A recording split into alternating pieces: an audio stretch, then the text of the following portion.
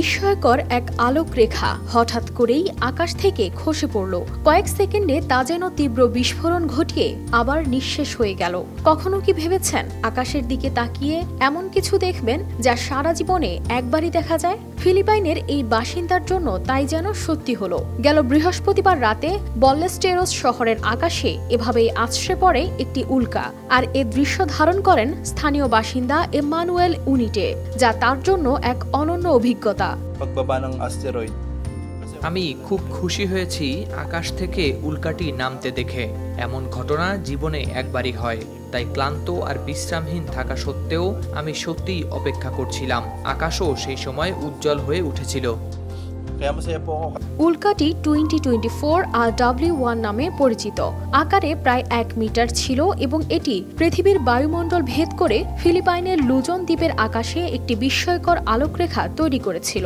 ইউরোপীয় মহাকাশ সংস্থা জানিয়েছে এই উল্কাপাত নিরাপদ ছিল ও এটি কোনো ক্ষয়ক্ষতি করেনি। এই উল্কাটি প্রথম আবিষ্কৃত হয়েছিল ক্যাটালিনা স্কাই সার্ভে নামে একটি নাসা সমর্থিত প্রকল্পের মাধ্যমে, যা পৃথিবীর কাছাকাছি থাকা মহাজাগতিক বস্তুকে খুঁজে বের করে। এটি হলো নবম উল্কাপিণ্ড যা পৃথিবীর আঘাতের আগে মানুষ পর্যবেক্ষণ করতে সক্ষম হয়েছে। উল্কাটি পৃথিবীর বায়ুমণ্ডলে প্রবেশের সময় একটি ফায়ারবল তৈরি করে, যা স্থানীয়দের জন্য এক চমকপ্রদ দৃশ্য ছিল। বিশেষজ্ঞদের মতে যখন উল্কাটি বায়ুমণ্ডলের ঘন স্তরে প্রবেশ করে তখন ঘর্ষণজনিত তাপের কারণে এটি জ্বলতে শুরু করে এবং বিস্ফোরণ ঘটে। এটি প্রায় 10,000 ডিগ্রি সেলসিয়াস তাপমাত্রায় পৌঁছায়, যা সবকিছু উজ্জ্বল করে তোলে।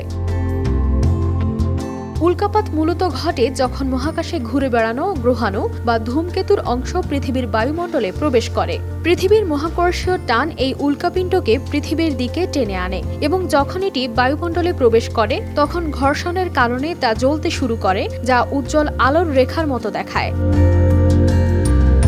তবে এই উল্কাপাতের প্রভাব নির্ভর করে উল্কাটির আকার ও গতির উপর। ছোট উল্কাগুলো সাধারণত বায়ুমণ্ডলে পুড়ে যায়, কিন্তু বড় উল্কাপিণ্ড পৃথিবীতে আছড়ে পড়লে স্থানীয় বিস্ফোরণ ঘটাতে পারে। এছাড়া বড় উল্কাপিণ্ড বায়ুমণ্ডলে ধূলিকণা ছড়িয়ে দিয়ে জলবায়ু পরিবর্তনের কারণ হতে পারে এবং জীববৈচিত্র্যের ওপর প্রভাব ফেলতে পারে। কানিস ফাতেমা শিমু, RTV।